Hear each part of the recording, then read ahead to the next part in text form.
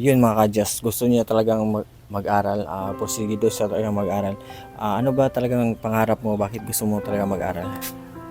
Gusto kong maman ko eskwela kay para ko para mga pulis. Gusto niya maging pulis. Saan ka ba kumukuha ng pagkain mo araw-araw? Talagsara ko makakaan matag di ko kay eskwela. Yun, minsan lang siya makakain, kaya bihira din siya makapasok sa school. Magbihis ka na. Ang gagawin natin, bibilang kita ng mga damit, tapos bibigyan kita ng bahay, sarili mo, para makapokus ka sa pag-aaral.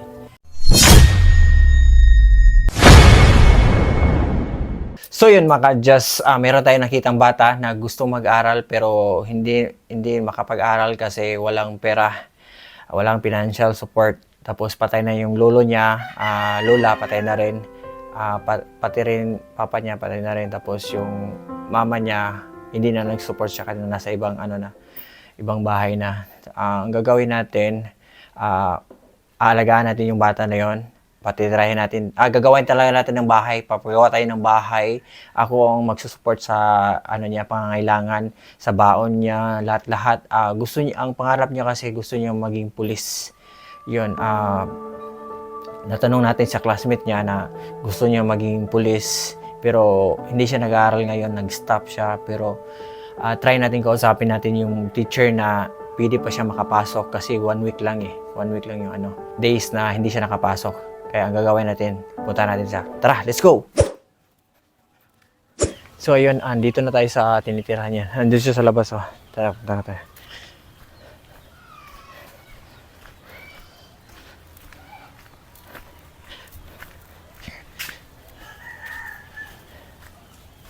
So yun mga ka-Just, pumunta talaga tayo dito dahil sa classmate niya. Sabi ng classmate niya, gusto niya mag-aral pero wala siyang pang-aral. Wala nga pang baon, walang pamasahe papunta doon. Medyo malayo kasi. Ang gagawin natin, pag-aralin kita. Tapos ako nang bahala sa mga mo, pamasahe mo, pagkain mo, tsaka bahay mo. Gagawa tayo ng bahay, doon ka matutulog sa amin para hindi ka sa mga bisyo. Ang gagawin natin, doon ka titira. Tapos, ano yung pangarap mo? Gusto kong maging pulis. Yun, gusto niyo maging pulis. Pero yun nga, wala siyang financial na support. Kaya ang gagawin natin, ako na bahala. Saan na pala ba yung mama mo? Nasa ibang pamilya na. Nasa ibang pamilya na. So, ikaw lang yung nandito. Yes po. Yung lolo mo, Wala na po. saan ka ba kumukuha ng pagkain mo araw-araw? Talagsara ko makakaan matag di ko kay eskwela. Yun, minsan lang siya makakain, kaya bihira din siya makapasok sa school.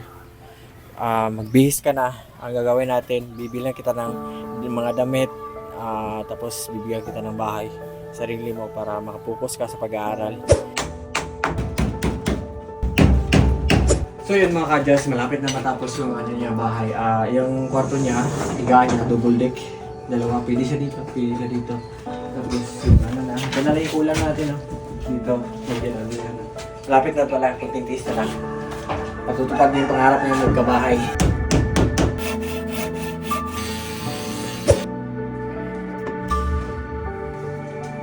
So yun, Jasper, ito yung bahay mo. Dito kita patitirahin. Kasi para hindi ka malulong sa mga barkada at saka sa mga bisyo.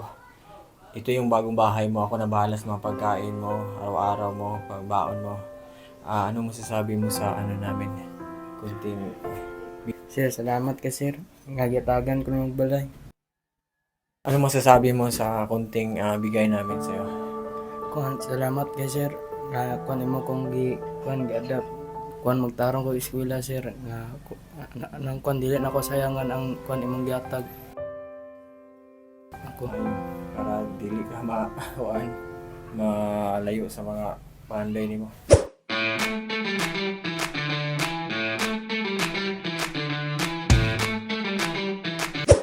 So yun mga ka-Just, nag-shopping na kami. Bumili na kami ng mga pantalon niya para magamit niya sa school, mga uniform. Bumili rin kami ng damit kasi yung mga damit niya luma na, marumi na, kailangan na palitan ng bago. So yun, namili kami. Medyo nahirapan kami sa sobrang dami ng pagpapilian. So yun, nagsukat-sukat kami sa sapatos niya, baka may magkasya. Meron pala akong sapatos sa bahay, yun na lang ibibigay ko sa kanya. Tapos yun, tuwang-tuwa siya sa nabili namin. So yun mga ka-just, nag-grocery din kami para may magamit siya araw-araw sa pagligo niya at sa pagbaon niya sa school. So yun mga ka-just, ang swerte nyo pag may magulang kayo na laging nandyan para sa inyo. Siya wala, kaya pinadama namin yung unang feeling ng merong magulang na handang magbigay kahit anong mangyari, bibigyan ka ng baon. So yun, tuwang-tuwa si Jasper sa binigay namin. First time niya maka-experience ng ganito na pinag-shopping siya. Pagkatapos namin mag-shopping nito, pumunta kami sa school para kausapin namin yung teacher na para bumalik siya sa school niya at magpatuloy yung pag-aaral niya.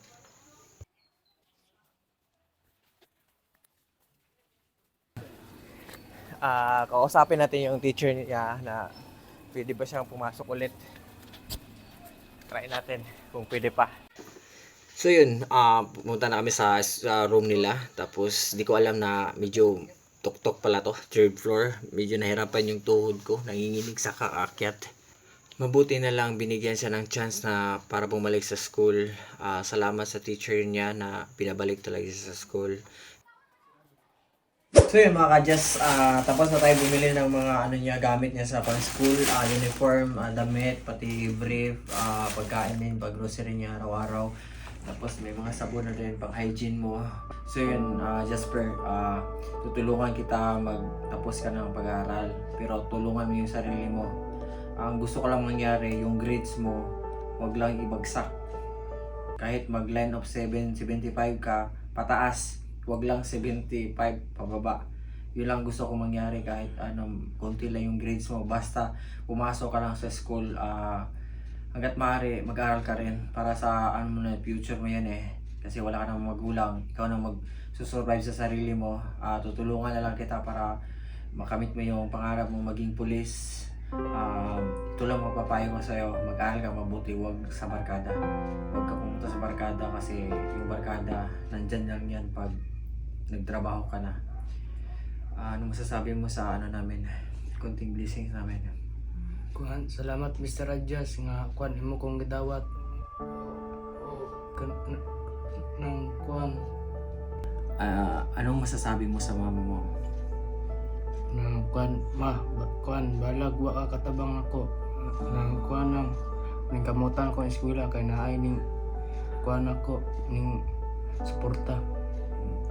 Di rin natin masisisi yung sa parents niya, buhay pa yung mama niya na hindi siya tinulungan kasi di natin alam, baka naghirap din ng mama niya kung ano nangyari doon sa nasaan mama mo, sa Palawan?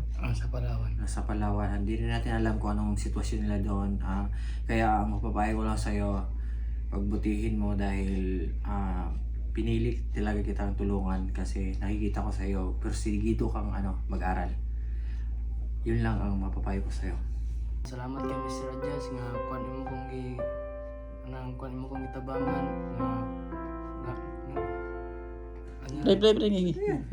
nga kuan nga maka-eskwela ko o kuan dili na ko sayangan imong grasya na gihatag o nang kuan mong tinarong yung eskwela. Yun talaga yung gusto ko marinig sa'yo, yung pagbutihin mo yung pag-aaral mo. Kahit anong mangyari, pagbutihin mo yung pag-aaral mo.